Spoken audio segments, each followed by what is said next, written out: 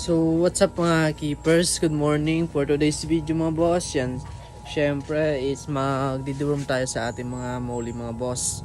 Ito yung ginagawa natin kada buwan-buwan mga boss. Kapag pumapasok yung buwan yan, nagdidurum tayo.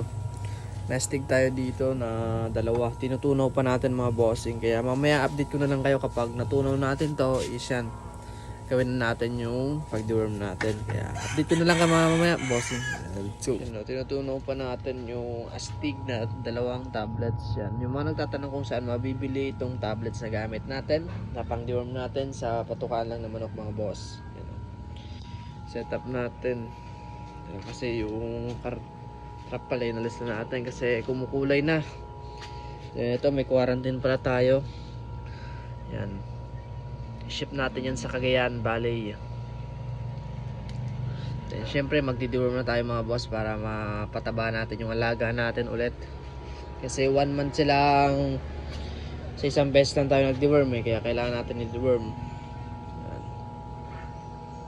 Kaya yung mga gusto nyo mag-order PM kayo mga boss, kan ship po tayo Luzon, Visayas. Yan. Update ko mamaya kapag natunaw to lahat.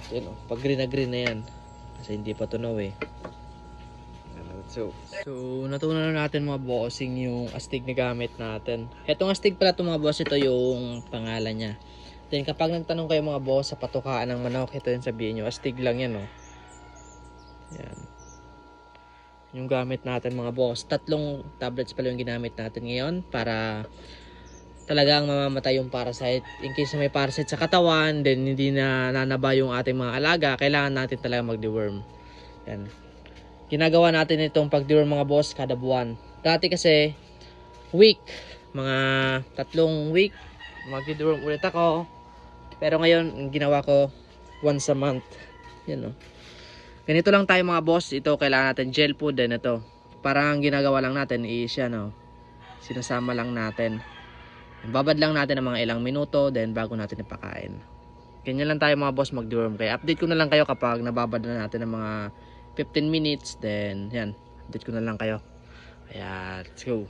So after 10 minutes mga boss, tapos na natin ibabad. Syempre yan, aalisin na natin tong sabaw. Sabaw ba? Yan or itong linagay natin na tubig ng astig. Yan naalis natin yan bago natin ipakain. Tinatapon na natin yan kasi hindi natin yan kailangan. Ang kailangan lang natin ito ang pakain nila. Yan, kapag na-adapt na ng gel food yung astig is yan, ready to eat na yan mga boss. Ito yung kinagandaan sa astig mga boss kasi kahit hindi na kayo mag water change pagkatapos ng pag-deworm yung mga boss is goods na yan kasi kumbaga sinama nyo lang sa pakain, talagang sa loob ng katawan nila papasok yung mga deworm natin. Kasi kung ang gagawin nyo is ibababad nyo lang yung pang deworm sa tubig, yan pangit yun. Katapat kailangan nyo talaga dun mag water change kasi kapag hindi nyo water change mga boss, pwedeng madali yung mga alaga nyo. Kaya mas maganda gawin nyo is isama nyo na lang sa pakain. Ganyan lang diba? Kulay green na deworm lang yan mga boss yan diba? Goods lang yan mga boss. Ganyan lang tayo mga boss mag deworm, diba? Sobrang dali lang. Isama nyo lang sa pakain, ganun lang. Then ito yung kinagandahan, kahit buntis, fry, jubi, pwede pakainin yung mga boss, kapag alam nyo hindi na nalaba yung mga alaga nyo, pakainin nyo na ng mga fry natin then ito mga jubi size. Buti ang astig mga boss is yan, pwede nyo pakainin kahit buntis, fry, kasi yung isa demelin ata, medyo malakas yun, kayang mamatay yung mga nakakabagbaog. Pero ito hindi gamit na natin to. Kung ba subok na natin, subok na natin tong astig. Matagal na tayo nitong gumagamit. Ito matry ko rin din natin mga breeders. Yan. Then itong mga breeder din natin na PKBM. Yan diba? Ganyan lang tayo mga boss. Kapag nagdi-deworm, sinasama lang natin sa pakain natin. Pag alam nyo, nakikita nyo medyo mahina sila or medyo namamayat, kahit pakain lang kayo ng pakain, wala nangyayari, baka may parasite ng katawan nila.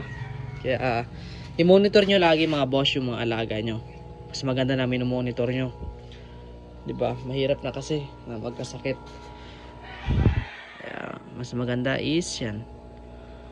Kamay na natin. Mag-uno na lang naman ako eh. Hindi naman yung mga maselan eh.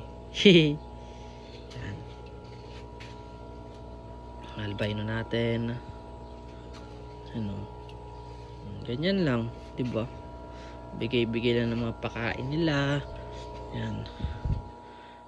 Ito, may na-quarantine tayo. Ship natin sa Cagayan, sa Webes. 2 days quarantine muna sila bago natin i-ship. Para hindi tumae sa biyahe. Yan. 'Di ba? Ganyan lang. Sobrang basic, 'di ba? Hindi napapahirapan. Doon naman tayo sa ating outdoor. Tapos tayo dito sa indoor. Yan, lahat natin deworm. Itong shrimp, di natin yung deworm kasi hindi naman yan eh. Para makagawa ulit tayo ng gel food. Yan. Dito dalawa natin kasi madami yan dyan eh. Ito yung mga natin. Yan. Yan o. Diba? Food trip sila. Ganyan lang kadali. Deworm. Mamaya papakain pa ulit ako ng gel food. Tingnan nyo mamaya sobrang lakas sila kumain. Yung iba kasi parang tinatamad or mahina kapag hindi na di-deworm. Ito mga buntis to pero yan nag-deworm ulit tayo. Yan yung kinagandaan sa Astig mga boss.